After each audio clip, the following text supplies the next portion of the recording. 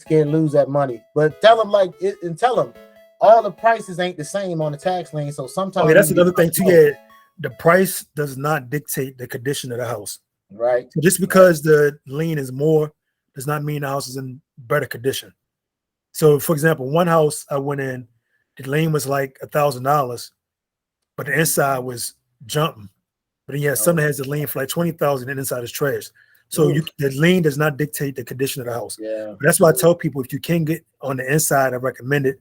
Technically, you're not supposed to because it is still trespassing and you really don't have no rights to the property. But it'd be having a whole, it'd be a whole window to get in them. It'd be not a window, but it'd be like I'll climb the windows, doors. I do all that. The wood was already hanging off. You know what I'm saying? The wood was already hanging off. Look, we ain't out here doing nothing illegal, y'all. We just out here playing, y'all. We just out here playing. We won't be doing this stuff. But we just be saying, we just be looking through the window, like Michael Jackson say. Yeah, but yeah, the condition is not based off the price. The price doesn't mean anything. And then also they had something called the vendor's lien program. So like the one dude putting out there trying to charge people on Instagram. So what the vendor's lien program is, just say the house is only worth, according to Baltimore City, a house is worth $5,000, but it has a lien for $100,000. So the lien is worth more than the house. So with Baltimore City, with the vendor's lien program, you can get the house for that $5,000 or whichever is more between the assessed value, which is the $5,000, or the property taxes plus the water bill. So just say the property taxes for the year is $600 and the water bill is $3,000. So that's $3,600, but the house is worth $5,000. You would come out of the least you can get the house for is $5,000. But the only catch about the vendor's lien program, you have to have proof of funds to fix the property. That's the one downfall. Oh yeah, but that makes sense. That makes sense. That's the only downfall. But like somebody like me, where it's like receivership almost. I think they're doing with a lot of this receivership. Yeah, they do. Yeah, Baltimore City taking a lot of properties with the receivership, but they're making sure people make sure they got the funds now. People like, I'm gonna come. That's why I tell people, I say they like, I'm gonna get $1 property. I say, yeah, you talking about $1 property, but you can't get no daggone. My bad, hold up. No, you good. So I'm gonna skip that. They ain't got no. That was something coming in, but. So yeah, the vendor's lien program is clutch if you have the money to fix up the property. Yeah. That's my overall goal, to start targeting those properties, because if I was just say I kicked up the $5,000 for the property, like I said, the lien was $100,000. If I pay for that house, the owner would have to kick out $100,000 to get his property back, not the $5,000 I kicked out with the vendor's lien program. So you have a better chance of getting the property. But that's why I plan on targeting that. But that's the only downfall about the vendor's lien program. You have to have proof of funds to fix the property. But that's why I just targeted properties the regular way, because my goal for the first couple of ones is to get them, sell them as is, to build up my capital. Like if I can make a $15,000 to $25,000 profit off of each property, that adds up quickly. And then I'm gonna take that money and buy some more. So just say I came out of pocket $6,000 total, and I'm able to sell that property for $30,000. I'm gonna take my $6,000 original plus that $24,000 and then turn around and try to buy 3 to 4 tax lien, 3 to 4 more properties, and keep repeating the process, because I'm trying to create a system. Because the system I'm trying to create is that every 2 to 3 months, I'm either foreclosing on a property or I'm getting awarded a property. Okay, so that way I'm not waiting. So that's the system I'm trying to create. Hopefully by next year. Yeah, hopefully by summer of next year, I have my system in place to the point every two to 3 months, I'm foreclosing on the property. Man. So that way, hopefully by 2024, it goes every 2 months, I'm getting a property. Yeah. So that way, if I'm able to just get like 4 properties a year, that ain't bad. Just say 3 to 4 properties a year, and just say I was able to make just say $25,000 off of each property, off of 3 properties. That's $75,000. I didn't have to work a 9 to 5. That's facts. That's what people make all year. You make that. Yeah. Some people don't make that. That's twice some people's salary all year, after taxes, before taxes, and because basically it's basically a legal drug hustle. You get the property for cheap and sell it as is. So if I can come out of my goal, the properties I try to target the most are ones that has liens for like no more than $2,000. So that way, with the water bill, the lawyer, and so forth, and additional. And that's another thing. During the foreclosure process, Baltimore City will add additional liens to the fucking property. That's the downfall. People looking like, oh, where the extra money coming? Yeah, because that's how it was. The one property, the lien was only like $600, But by the time I paid the lawyer, the water bill, and then the additional liens and fees, I end up coming out of pocket like $6,500 total. Oh man. So, Be but like that. But it be that's worth my it. goal, is to get them and sell them as is to build up my capital. But my overall goal is studio apartments and efficiencies. I like it. You know what? I got the most important question, because everybody, this is important. I think people gonna think about is what type of education do you have to do this type of creative real estate? You know, people always talk about all this, what you got to know and what you got to have. You don't need no education. It's just you need ambition and the capital. Facts. And that's what it is: ambition and the capital and determination. And then it's a low way to get in. Tax liens, you know, $600, $800, $1,200. You just got to make sure. I would say if you got about 5,000, you could play around, because you can have that 20. Yeah, I would say like 5,000 or 6,000. You can play around. That's why I tell people, when you get your people that get tax returns all the time and they be $10,000.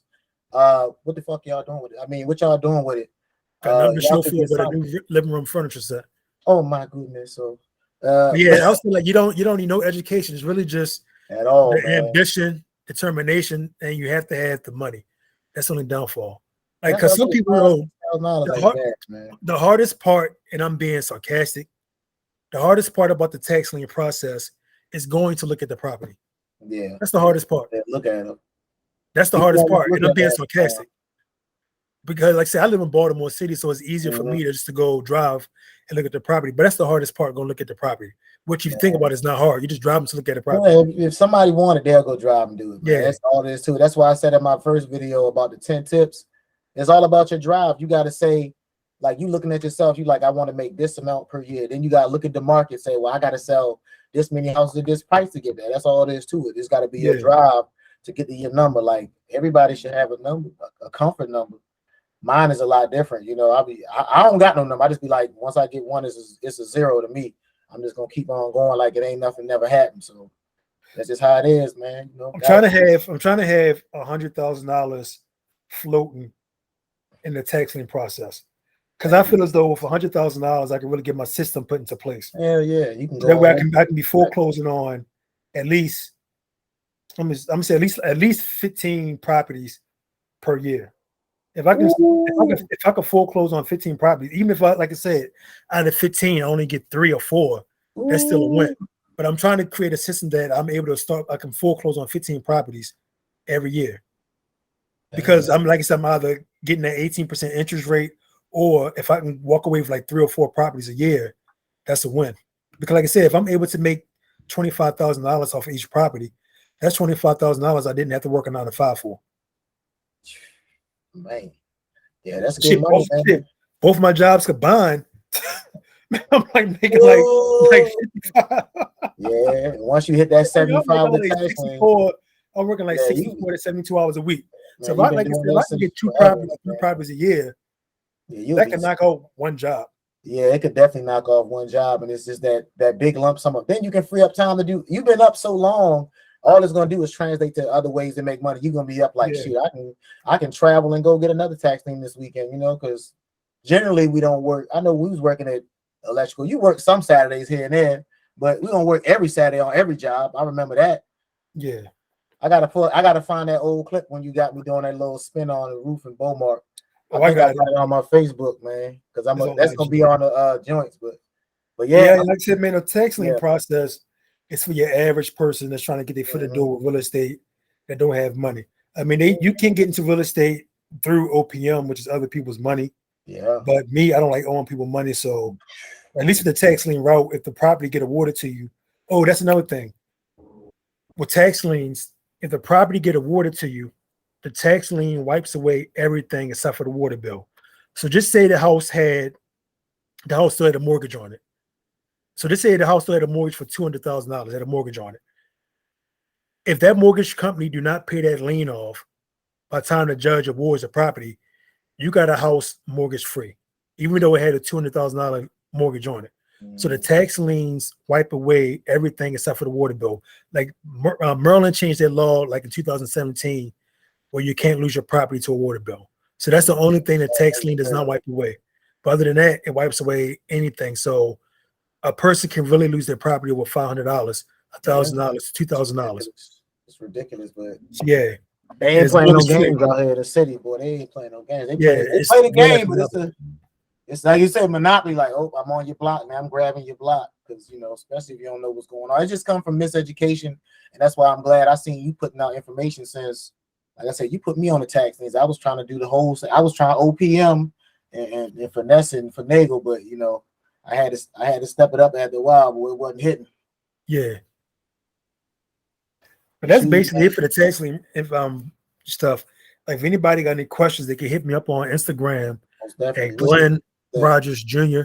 That's GLENNROGERSJR. That's Glenn Rogers Jr. Same thing on Facebook, Glenn Rogers Jr.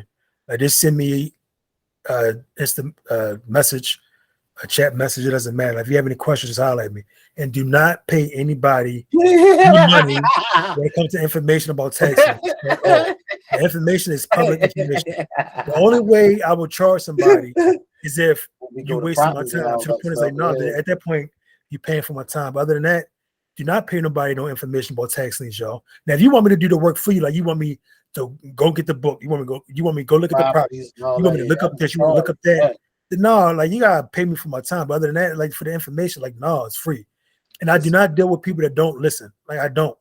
Like this one dude, I was cool with him, but it's like, yo, I told him where to get the list from. He didn't want to accept my answer. He up there going online, like, oh, this is the list right here. I'm like, yo, that's not the list. The leftovers list. You have to go downtown. But ain't this the list right here? I'm like, yo, you have to go downtown. I'm like, I ain't got time. I don't deal with people that don't listen.